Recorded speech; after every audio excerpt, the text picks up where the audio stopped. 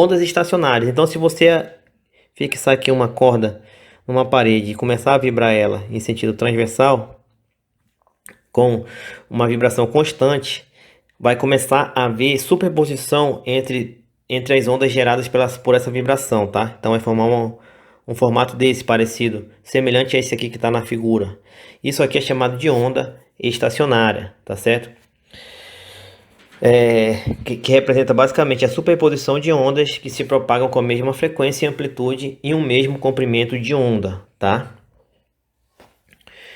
Os harmônicos desse tipo de onda, então veja bem, vamos tratar agora apenas de um tipo de onda aqui, estacionária, que está entre duas paredes fixas, tá? Quando tivermos lá falando sobre som, trataremos outros tipos. Então, nesse caso aqui, nós temos o seguinte, ó, se você observar, então, olha a onda é essa daqui, ó, tá? Então ela começa aqui e termina aqui, ó. Se a gente cortar no meio ela, você vai ver que tem dois semiciclos, né? Então essa aqui, ó, é uma metade, ó. E essa aqui é outra metade. Se você observar, se você falar que essa distância aqui é L, você vai ver aqui, nesse cara aqui, ó, que é chamado de primeiro harmônico, você vai ver que o L é igual ao lambda sobre 2, tá? Lambda sobre 2. Então, o L é igual a lambda sobre 2, tá certo? Lambda sobre 2. Então, o lambda do primeiro harmônico, o lambda 1, ele é igual a 2 vezes o comprimento. 2 vezes o comprimento, né?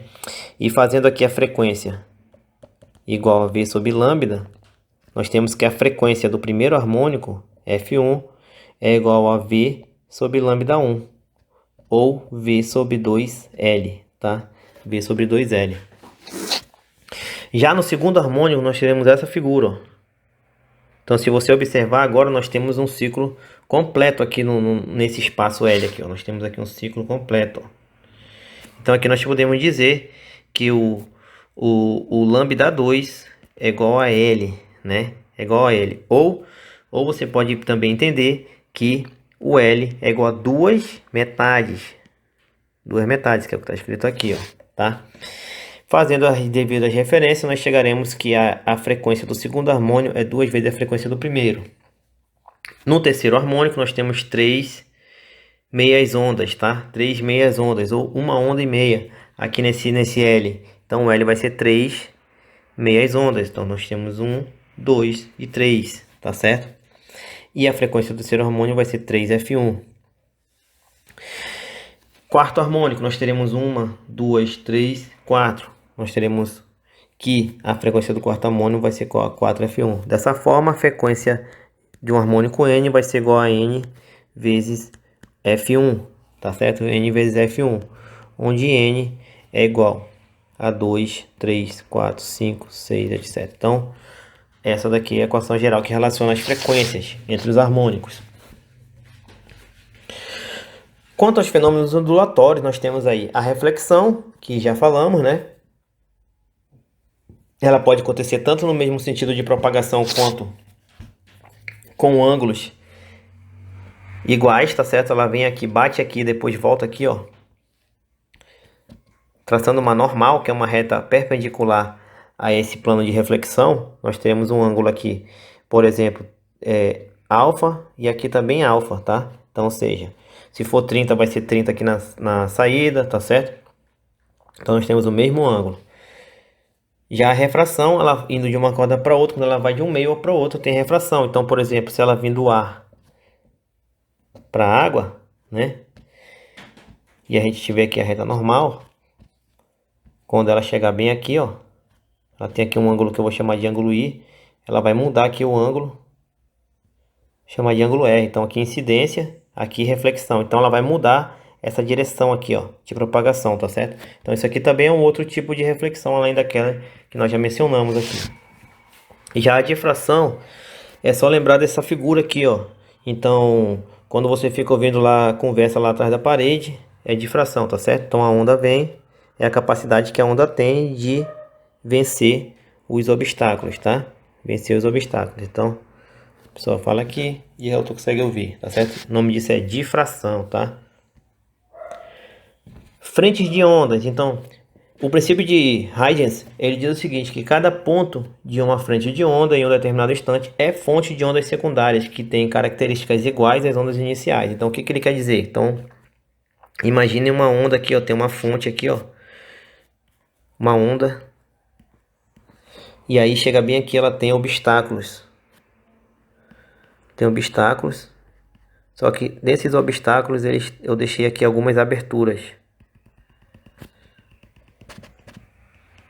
O que vai acontecer em cada ponto?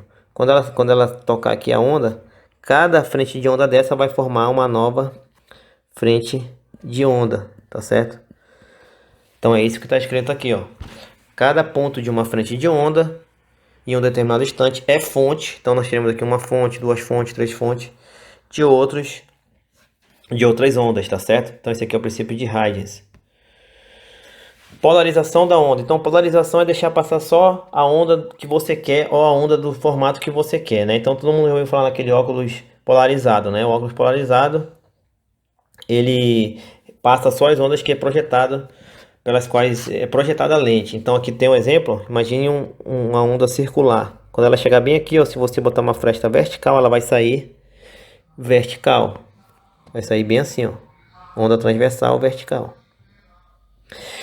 Então, isso aqui é chamado de polarização vertical.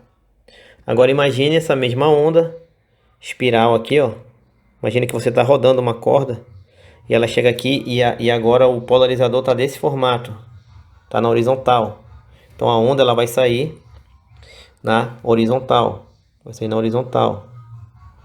Então isso aqui vai ser chamado de polarização horizontal. Interferência de ondas bidimensionais, ela é muito semelhante aí àquela interferência que eu acabei de mencionar, construtiva e destrutiva. Então, ondas bidimensionais aqui na água, imagine dois pontos aqui na água, onde nós temos aqui duas ondas bidimensionais, tá certo? Dessa forma, nós teremos aqui vários pontos de interferência construtiva e interferência destrutiva, tá?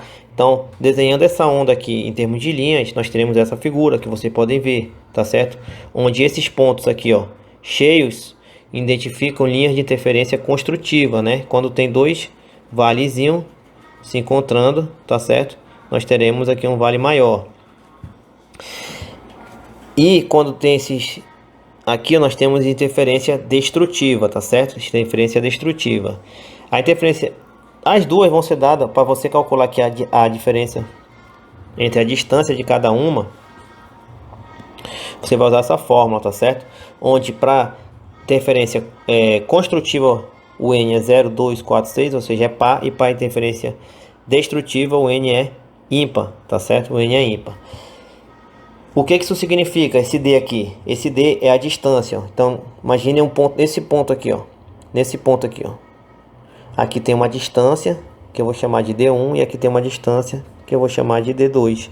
D1 menos D2 vai ser igual ao ΔD, tá? Que vai ser calculado dessa forma. Então, esse D é a distância da interferência até a fonte, tá certo? Ressonância. Então, ressonância, ela, quando você lembrar de ressonância, você assiste lá o filme do X-Men lá, Dias de um Futuro Esquecido, tem lá aquela parte que o rapazinho quebra aquele vidro, né? Então, como que ele quebrou aquele vidro? O que acontece? Todas as moléculas do corpo, elas possuem uma vibração natural. Então, nada está parado no universo, então tudo estão vibrando, tá? Se você encontrar essa vibração da maioria das moléculas que compõem o corpo e vibrar, começar a correr uma perturbação nesse meio, nessa vibração, essas moléculas vão se separar, tá certo? Vão se quebrar. Então é isso que ocorre aqui no vidro, tá? E é isso que fazia antigamente muitas pontes caírem com o vento. Então o vento começava a contornar os pontos de resistência de forma a criar ressonância na estrutura, e essa ressonância uma hora fazia ela cair, tá? Sem terremoto, sem nada, apenas a vibração na ressonância do material fazia as pontes caírem. Uma aplicação prática da ressonância é aqui, ó, a máquina de ressonância magnética, né? Máquina de ressonância magnética, a qual interage com a frequência de vibração das moléculas de água, né, que compõe 70% do corpo humano.